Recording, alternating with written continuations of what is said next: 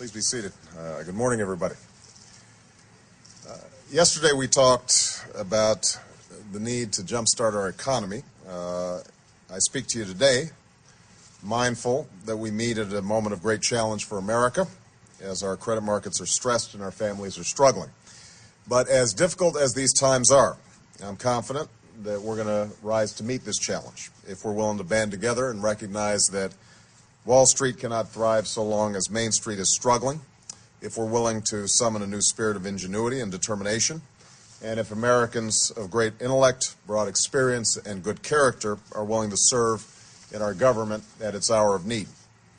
Yesterday, I announced 4 such Americans to help lead the economic team that will advise me as we seek to climb out of this crisis. Today, I'm pleased to announce 2 other key members of our team, Peter Orszag as Director and Robert Neighbors as Deputy Director of the Office of Management and Budget. Now, before I explain why I selected these outstanding public servants, let me say a few words about the work that I'm asking them to undertake. As I said yesterday, the economic crisis we face demands that we invest immediately in a series of measures that will help save or create 2.5 million jobs and put tax cuts in the pockets of the hard-pressed middle class. Many of those new jobs will come in areas such as energy independence, technology, and healthcare modernization that will strengthen our economy over the long term. But if we are going to make the investments we need, we also have to be willing to shed the spending that we don't need. In these challenging times, when we're facing both rising deficits and a shrinking economy, budget reform is not an option. It's a necessity. We can't sustain a system that bleeds billions of taxpayer dollars on programs that have outlived their usefulness or exist solely because of the power of politicians, lobbyists, or interest groups. We simply can't afford it. This isn't about big government or small government. It's about building a smarter government that focuses on what works. And that's why I will ask my new team to think anew and act anew to meet our new challenges. We are going to go through our federal budget, as I promised during the campaign, page by page, line by line, eliminating those programs we don't need and insisting that those that we do need operate in a sensible, cost-effective way. Let me just give you one example of what I'm talking about. There's a report today that from 2003 to 2006, millionaire farmers received $49 million in crop subsidies, even though they were earning more than the $2.5 million cutoff for such subsidies. Now, if this is true, and this was just a report this morning, but if it's true, it is a prime example of the kind of waste that I intend to end as president. We're also going to focus on one of the biggest long-run challenges that our budget faces, namely the rising cost of health care in both the public and private sectors.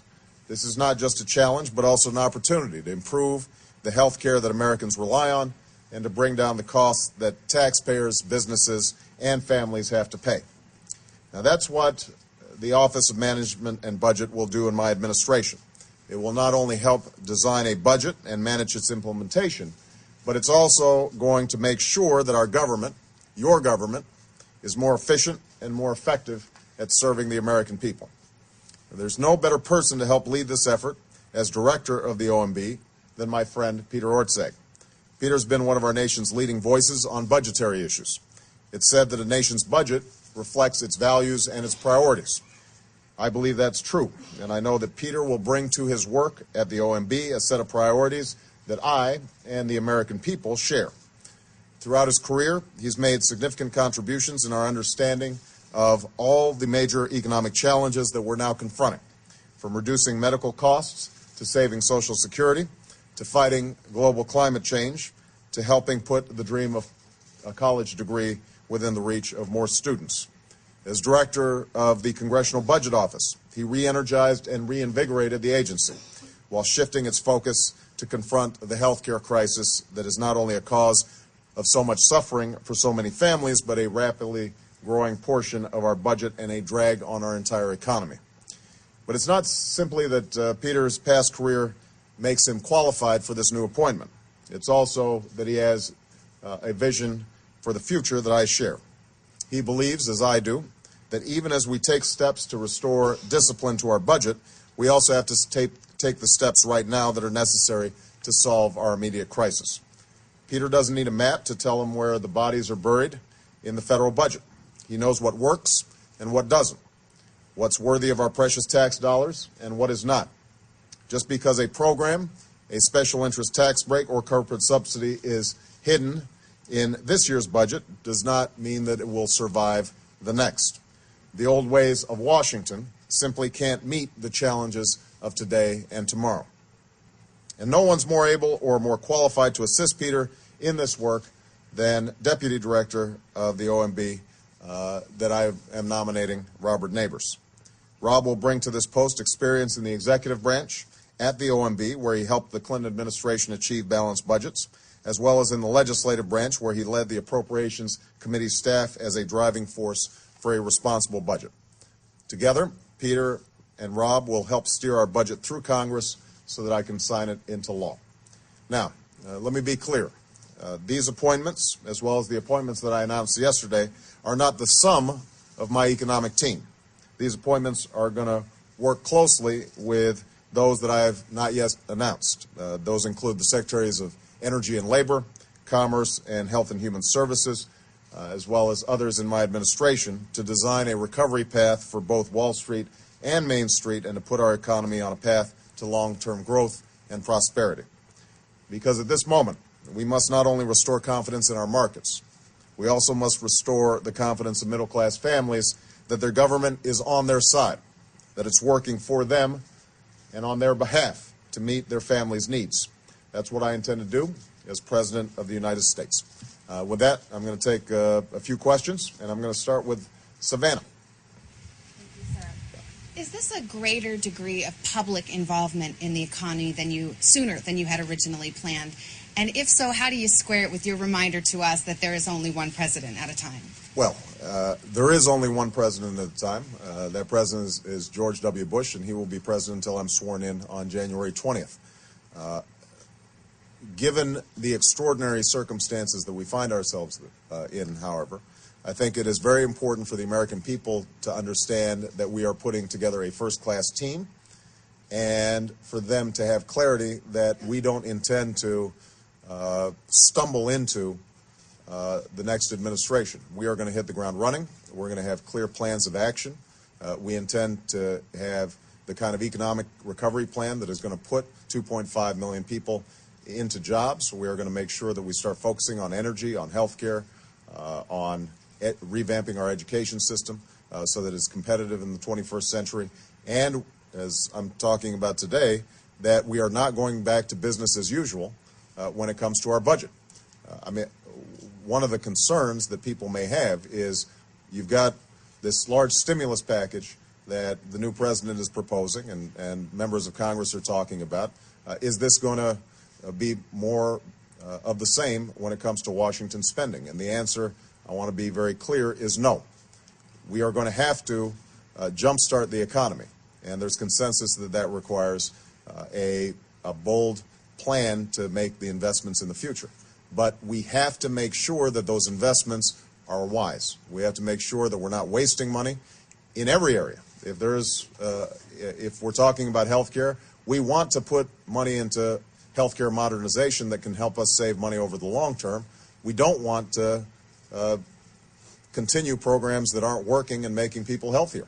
The same is true for education. The same is true in the Defense Department. The same is true in social spending. So the fact that Rob and Peter are here today indicates the seriousness with which we're taking this, and I think it's important, given the uncertainty in the markets and given the very legitimate anxiety that the American people are feeling, that they know that their new president has a plan and is going to act swiftly and boldly. Okay. Peter, where's Peter? I didn't recognize you because you don't have the floppy hat that you had during the campaign. Actually did. There it is. Man, that's what I'm talking about. Thank you, Mr. President-elect. Given the election results, what sort of mandate do you have from the voters, do you believe? And does a large Democratic majority in Congress present an opportunity to pass your agenda, or is there a danger in this environment of overreach? Well, first of all, we had, I think, a decisive win because of the extraordinary desire for change on the part of the American people. And so I don't think that there's any question that we have a mandate to move the country in a new direction and not continue the same old practices that have gotten us into the fix that we're in. But I won 53% of the vote. That means 46 or 47% of the country voted for John McCain. And it's important, as I said on election night, that we enter into the new administration with a sense of humility and a recognition that wisdom is not the monopoly of any one party. In order for us to be effective, given the scope and the scale of the challenges that we face, Republicans and Democrats are going to have to work together. And I think what the American people want more than anything is just common sense, smart government. They don't want ideology. They don't want bickering. They don't want sniping. They want action, and they want effectiveness. And that's what Peter and Rob are going to help us provide. When it comes to our budget, I think people don't want to continue a argument about big government or small government. They want smart government and effective government. And so what we're going to do is to work as closely as we can with the Republican Party. My chief of staff, Rahm Emanuel, has already met with both caucuses. We want their input. We want their ideas. One of the things I'm very pleased about is I think that we're already seeing bipartisan accolades for the budget team that I'm putting together because they recognize these are serious guys who are going to be honest about the budget challenges that we face. That's the kind of approach that I want. That's what I think the American people are looking for. All right. Where's Andy Shaw? We're going local here. Andy, you back there somewhere? There you are. All right. Let me ask you a question on behalf of local political reporters all over the country. As you know, mayors and county board presidents and governors are facing budgets that are hemorrhaging from this economic downturn, hundreds of millions of dollars, and they're faced with layoffs and tax increases they don't want to impose. And they're kind of wondering, to paraphrase the late, great Mike Royko, where's ours? What in your plan speaks to the needs of governmental bodies? They're not Main Street, they're not Wall Street, they're not the U.S. Capitol, but they're Randolph and LaSalle, which is City Hall, and they're second in Capitol, where you worked for 8 years in Springfield. Hundreds of your friends are wondering what you're going to do because they're in desperate straits from the standpoint of their budgets. Well, look, this is an important point, and it's one that I addressed during the campaign and is implicit in the economic recovery plan that I talked about yesterday and that I talked about on Saturday in my weekly address. We are going to have to make sure that we are investing in roads, bridges, other infrastructure investments that lay the groundwork for long-term economic growth. A lot of that goes through our states and our local governments. And one of the things that we're going to also want to make sure of is that as part of our economic plan, that we are fast-tracking some of these projects. And so the best way for us to do that may be, in some cases, to see what projects are already being undertaken by state and local governments and making sure that they have the funds to continue those projects. So we're going to be working very closely with governors. We're going to be working very closely with mayors, towns, small and large, across the country. This economic recovery plan will require their input, their participation, and part of our job is to make sure that we are listening to what's happening on the ground where the rubber hits the road and not simply designing something out of Washington. Now, this raises one other important point, though. Part of the charge of Peter and Rob and the rest of our budget team is to make sure that we are proceeding on projects and investments based on national priorities and not based on politics. I mean, you mentioned sort of my friends. I want to be clear, friendship doesn't come into this. That's part of the old way of doing business. The new way of doing business is let's figure out what projects, what investments are going to give the American economy the most bang for the buck. How can we protect taxpayer dollars so that this money is not wasted? Restore a sense of confidence among taxpayers that when we spend our money, it's on things that are actually going to improve their quality of life, create the jobs that are so desperately needed, help to spur on economic growth and business creation in the private sector. That's all part of the new way of doing business. No follow-up, Andy, because we got a bunch. Last question. All right. We got. I'm going to call on Steve Toma. Where's Steve? And the reason I'm going to call on Steve, I understand that as a lifelong White Sox fan, you were placed in the Cubs section yesterday, and I want to apologize for that. This is also part of the new way of doing business. When we make mistakes, we admit them. Well, thank you, sir. That's the change we need on behalf of White Sox fans. Sir, as you inherit and add to what could be a staggering one-year deficit, maybe approaching $2 trillion, will you draw a line between temporary fixes or permanent programs, such as tax rebates versus tax cuts? And if not, how will you guard against this red ink becoming permanent? It's a great question. And the short answer is yes. We've got to distinguish between a immediate and temporary infusion that's going to be required to kickstart our economy, and some of the structural spending that's been taking place in Washington that has created this huge mountain of debt. And part of the charge to my economic team is to find areas where we can get a twofer, where we're getting both a short-term stimulus and we're also laying the groundwork for long-term economic growth. For example, during my campaign, I talked about the need to provide a tax cut to 95% of workers. Now, for us to get that tax cut in place, that is going to put money into the pockets of the middle class and will help them in spending for their basic needs. That can help the economy. The sooner we do that, the better. That will also, though, restore some balance to our tax code over the long term. So that's an example of where the immediate needs of the economy and the long-term concerns that we have are not necessarily incompatible. Healthcare is another example.